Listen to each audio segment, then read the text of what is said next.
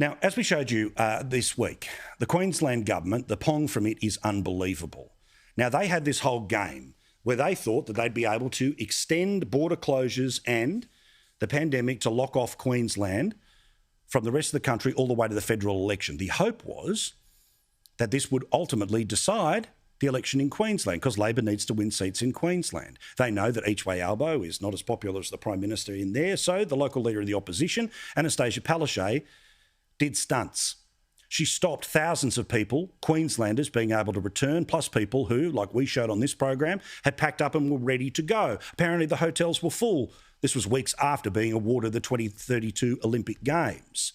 It, of course, was garbage. It was also she could go to Toowoomba and pretend that the solution to the problems was a facility that, when asked this week, has just a few dozen people in it, and that's just so I'm sure they can test whether the hinges work, because the reality is that the hotel quarantine system would be fine. Otherwise, quarantine can, of course, happen in the community. This plan is put in Toowoomba, not just because there's a willing participant to have it there, but because it's a hardcore Liberal constituency. They don't care if you don't vote for them. And they also don't care how much it costs. They are commercial in confidence. I've addressed this, I've said it's commercial in confidence. The lease cost, as is usual for lease arrangements, is commercial in confidence. Queensland taxpayers' money, surely the Queensland taxpayer deserves to know how much money of Queenslanders is being spent on. Yeah, and if the federal government wants to release how much it's costing them to do Pinkenbar, well then we'll revisit this.